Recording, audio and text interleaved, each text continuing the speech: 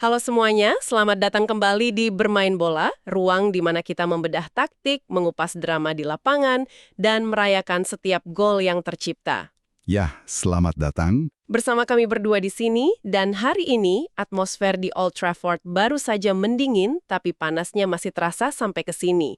Manchester United baru saja menuntaskan laga penting kontra Aston Villa dengan skor 3-1. Sebuah kemenangan krusial, aksi Bruno Fernandes yang memukau, dan tentunya 3 poin yang menjaga mimpi mereka tetap hidup di papan atas Liga Inggris. 3 poin yang sangat-sangat mahal harganya. Apakah ini tanda konsistensi dari tim asuhan Michael Carrick, atau ada celah yang masih harus ditutupi? Kita akan bahas semuanya, dari catatan statistik hingga momen-momen emosional yang terjadi di lapangan hijau. Siapkan kopi atau cemilan kalian, duduk yang manis karena inilah Bermain Bola. Mari kita mulai. Let's kick off. Kalau kalian lihat papan klasemen saat ini ya, kita harus perjelas satu hal dari awal. Ini tuh bukan sekedar pertandingan biasa buat rebutan 3 poin di pertengahan musim, kan? Bener banget. Auranya udah beda. Iya, auranya beda. Ini pada dasarnya kayak apa ya, semacam sidang pengadilan selama 90 menit buat nentuin siapa yang berhak pegang tiket Liga Champions. Kemenangan kemarin itu memperkuat posisi Manchester United di peringkat ketiga. Dengan 54 poin kan? Tepat. Unggul 3 poin dari Aston Villa yang nguntit terus di peringkat keempat dengan 51 poin. Dan yang paling krusial nih, kita kan ngomongin sisa 8 pertandingan aja di musim 2025-2026 ini. 8 laga sisa. Wah, itu tekanannya pasti udah di ubun-ubun tuh. Banget, tekanannya udah mencapai titik didih tertinggi. Ibaratnya, setiap kesalahan kecil sekarang itu bisa ngerusak kerja keras satu musim penuh. Iya, kita benar-benar masuk ke fase di mana setiap poin itu berbobot emas murni ya. Dan ngomong-ngomong soal tekanan, kita harus langsung ngebahas orang yang duduk di kursi panas itu. Michael Carrick. Iya. Sang manajer. Pas dia pertama kali masuk, aku sempat mikir, oke, ini ibarat guru pengganti yang masuk ke kelas yang lagi kacau balau gitu.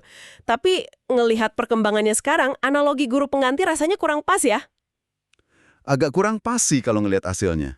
Kan Carrick ini lebih kayak konduktor yang ngambil alih sebuah orkestra yang tadinya dipaksa main kaku banget sesuai partitur, terus tiba-tiba dia ubah jadi grup jazz. Dia ngebiarin pemainnya improvisasi. Dan hasilnya, 7 kemenangan dari 9 pertandingan Liga Inggris. Dan itu rekor loh, persentase kemenangan terbaik dari manajer United manapun dalam 9 laga pertama mereka. Pendekatan psikologis emang penting banget, tapi ya harus didukung sama kerangka kerja yang jelas di lapangan. Kita ingatkan kutipan Wayne Rooney di BBC Five Live pasca laga kemarin? Oh iya, yang dia bilang tim ini butuh kepala yang dingin itu kan? Benar, kepala yang dingin dan seseorang yang ngasih pemain kasih sayang.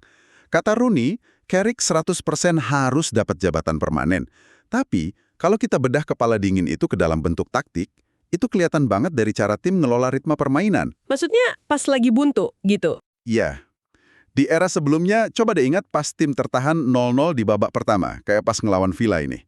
Para pemain tuh cenderung pamik. Ah iya bener, mulai main buru-buru. Nah, mereka bakal mulai ngelepasin umpan-umpan panjang yang spekulatif, terus maksain serangan dari area yang sempit banget, dan ujung-ujungnya malah kehilangan bola.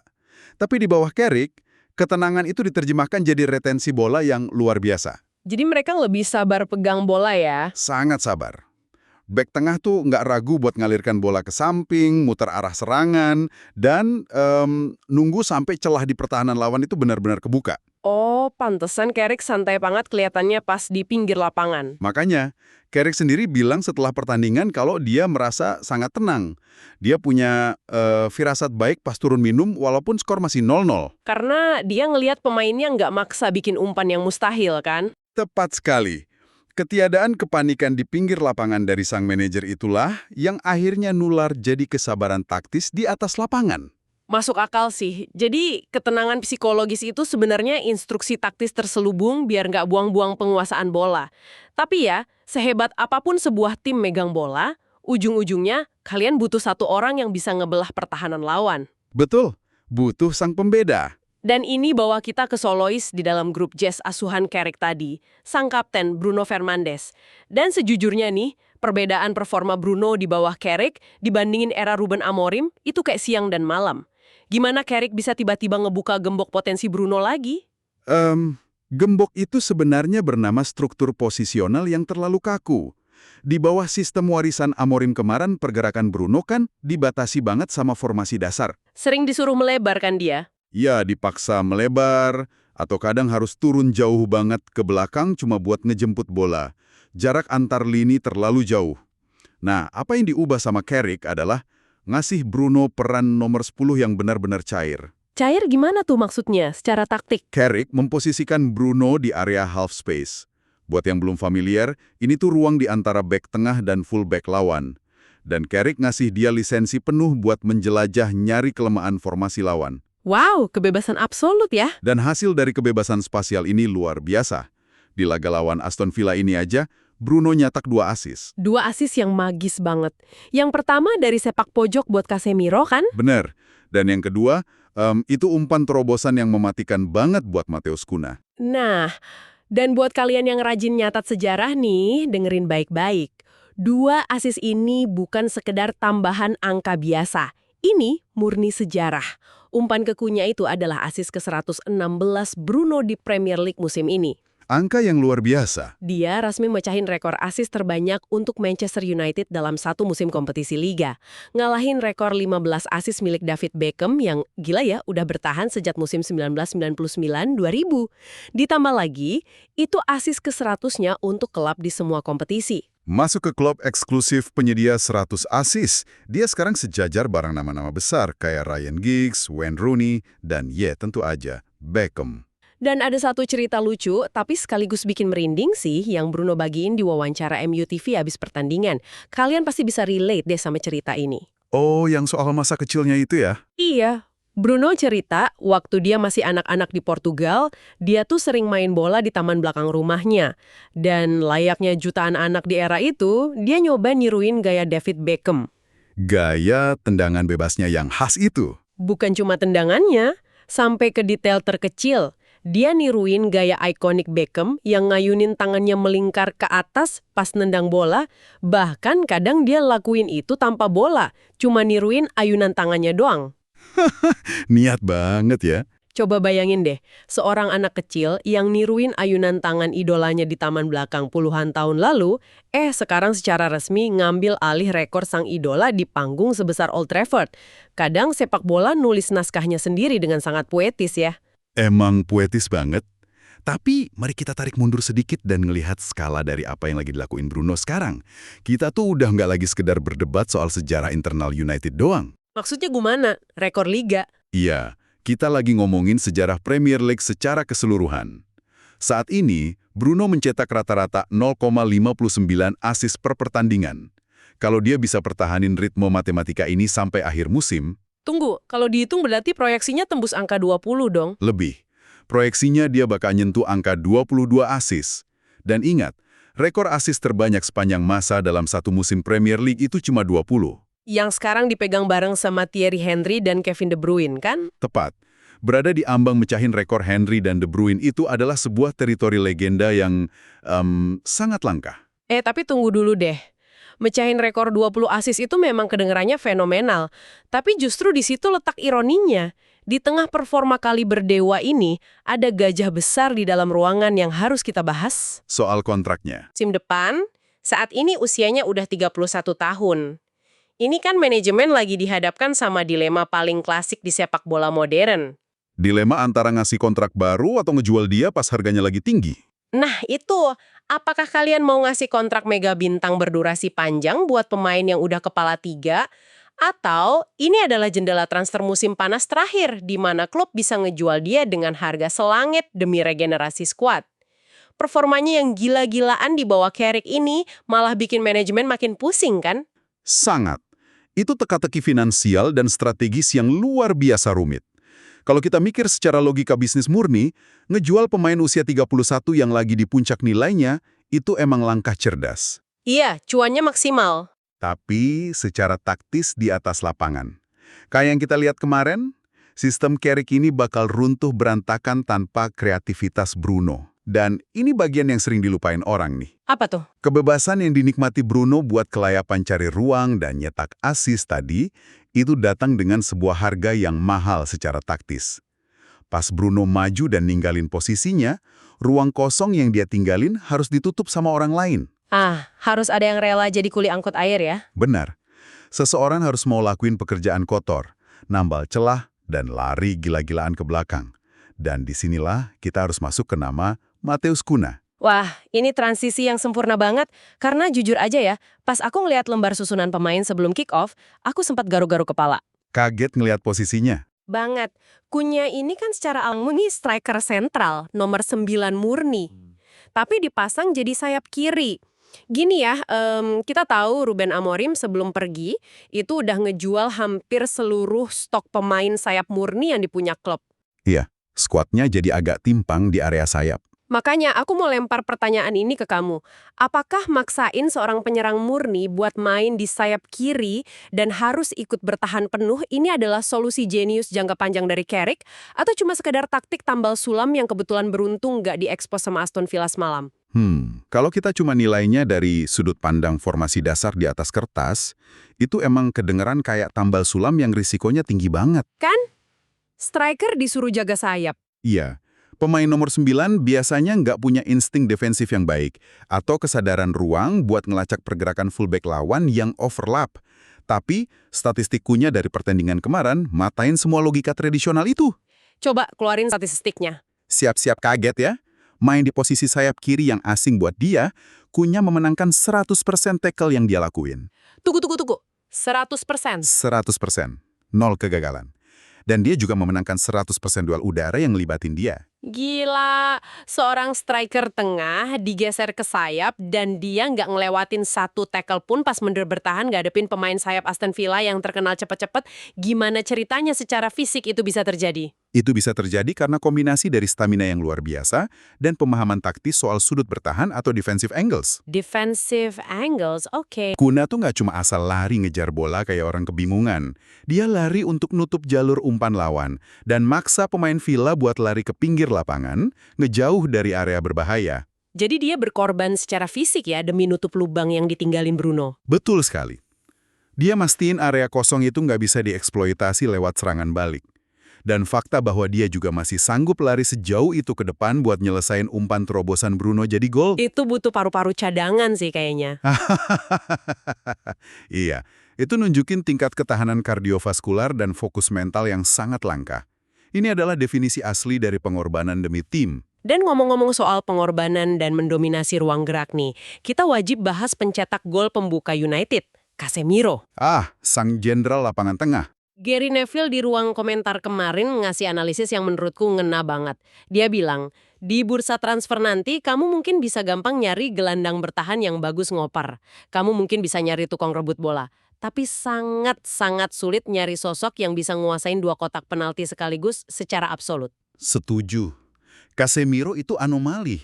Dia jadi perisai pelindung di kotak penalti sendiri, sekaligus ancaman mematikan di kotak penalti lawan pas ada bola mati.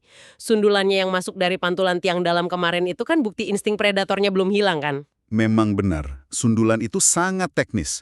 Dia tahu persis kemana harus ngarahin bola di tengah kerumunan yang sempit gitu. Tapi jujur nih, yang jauh lebih menarik buat saya dari gol Casemiro itu bukan proses golnya. Terus apa dong? Apa yang terjadi di detik-detik setelah bola ngelewatin garis gawang? Perayaannya. Iya. Ini nih yang bikin jagat media sosial meledak semalam. Sangat emosional kan?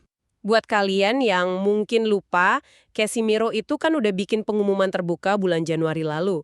Dia bilang udah sepakat buat ninggalin klub bulan Juni nanti, pas kontraknya habis. Kita semua udah nganggep musim ini tuh kayak tur perpisahan resminya aja. Semacam last dance gitu ya? Iya, tapi coba deh lihat reaksinya abis nyetak gol semalam. Dia lari kencang ke sudut lapangan, wajahnya emosional banget, terus dia nunjuk berulang kali ke kepalanya. Habis itu dia nunjuk ke lambang United di dadanya dan teriak menghadap tribun Stratford End. Bahasa tubuh yang sangat intens. Kan? Kalau itu cuma emosi sesaat rasanya kok berlebihan banget. Apa ini semacam kode keras? Sebuah manuver U-turn yang isyaratin kalau dia sebenarnya pengen bertahan? Kalau kita baca dari kacamata bahasa tubuh, itu tentu ngirim pesan yang sangat ambigu tapi sekaligus kuat. Nah, pertanyaannya sekarang beralih ke pihak manajemen lagi. Ini mirip kayak kasus Bruno tadi. Gimana tuh? Apakah kalian mau mempertahankan gelandang bertahan yang usianya kini menginjak 34 tahun?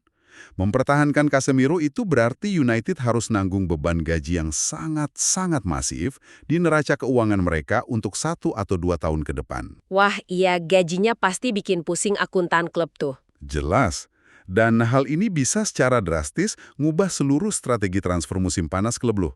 Dana yang tadinya udah disiapin buat beli gelandang muda potensial, mungkin harus buru-buru dialihkan ke sektor lain kalau dia bertahan.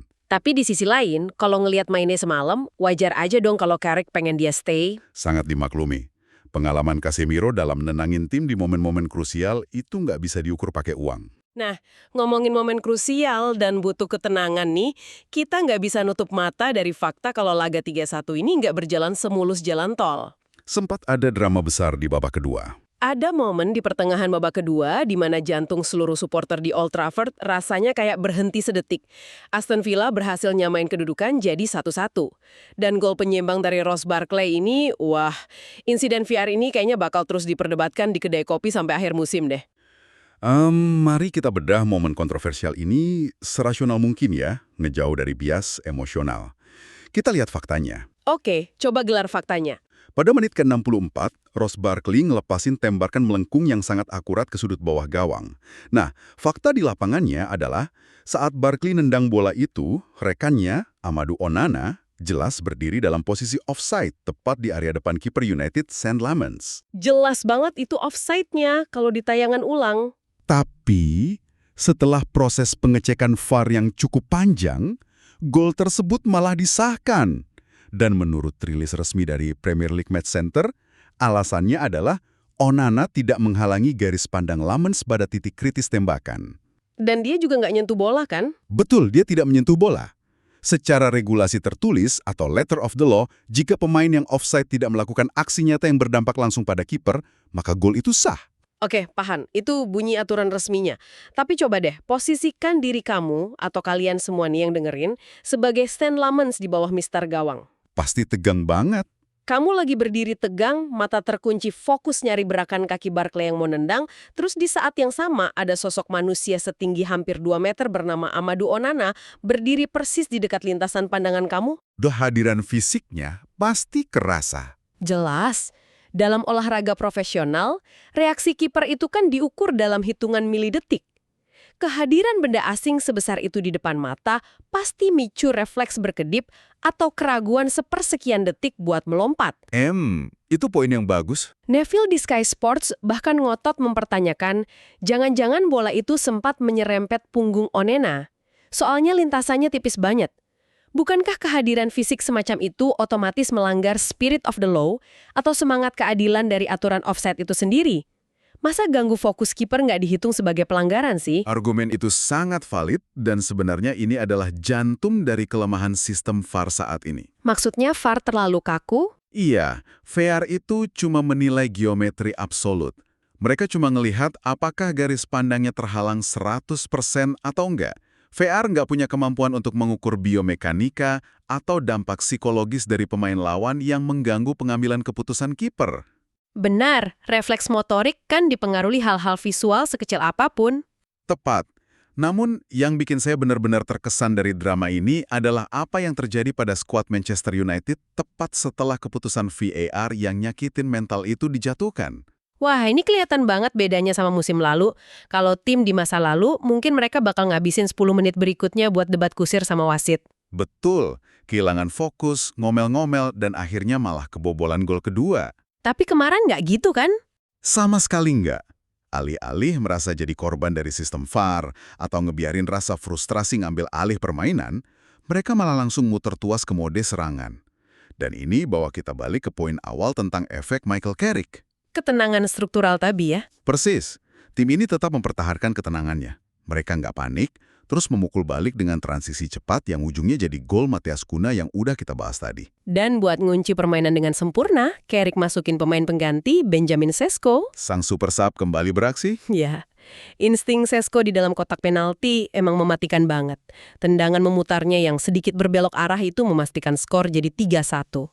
Itu adalah demonstrasi ketahanan psikologis yang luar biasa dari keseluruhan tim. Benar-benar paket pertandingan yang komplit ya. Ada intrik taktik, ada rekor assist yang pecah, drama VAR yang nguras emosi, sampai pembuktian mental juara di menit-menit akhir. Nggak ada matinya emang nonton Premier League musim ini? Namun, sebelum kita mengakhiri diskusi ini, ada satu konsep besar yang pengen saya titipkan buat direnungkan sama para pendengar. Konsep apa tuh? Di awal tadi, kita kan nyebut laga ini sebagai pertarungan hidup mati demi tiket Liga Champions antara peringkat ketiga dan keempat. Iya, kan emang poinnya mepet banget. Tapi tahukah kalian soal sistem koefisien UEFA yang baru?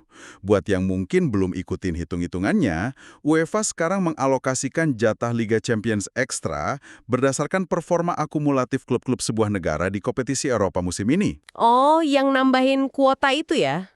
Betul. Dan dengan kuatnya dominasi tim-tim Inggris di Eropa saat ini, sangat besar kemungkinan Premier League bakal dapat 5 tiket Liga Champions. Bukan cuma 4. Tunggu, berarti posisi kelima pun berpotensi besar lolos dong? Nah, itu dia poinnya. Jika itu benar, maka pertarungan brutal yang kita saksikan semalam antara peringkat 3 dan 4 ini sebenarnya bukan lagi murni soal keputusasaan ngejar tiket Eropa. Terus soal apa dong? Gengsi. Ini adalah tentang kebanggaan, hierarki domestik, dan sebuah pesan peringatan kepada tim-tim rival bahwa, terlepas dari siapapun manajernya, Manchester United menolak untuk turun dari kasta tertinggi sepak bola Inggris. Nah, itu dia ulasan lengkap kita soal kemenangan krusial Manchester United atas Aston Villa semalam. Pertanyaannya sekarang, apakah momentum ini cukup untuk membawa The Red Devils finish di zona Liga Champions, atau ini cuma sekedar angin-anginan yang bakal terhenti di pekan depan? Patut ditunggu pembuktiannya. Saya pribadi masih penasaran sama peran Benjamin Sesko, apakah dia sudah layak jadi starter permanen atau tetap jadi super sub yang mematikan. Itu pertanyaan yang sulit buat dijawab sekarang. Itu jadi PR besar buat Michael Carrick dan tentunya PR buat kita untuk terus memantau perkembangannya. Pasti kita pantau terus. Sebelum kita bungkus, jangan lupa untuk klik tombol subscribe di channel YouTube Bermain Bola supaya kalian nggak ketinggalan analisis tajam kita setiap minggunya. Dan buat kalian yang punya pendapat beda, langsung saja mampir ke kolom komentar di bawah. Apakah menurut kalian gol Casemiro itu keberuntungan atau memang skema matang? Saya tunggu argumen kalian. Silakan ramaikan kolom komentarnya. Kami berdua pamit undur diri, tetap sehat, tetap semangat, dan jangan lupa keep the ball rolling. Sampai jumpa di episode selanjutnya. Ciao.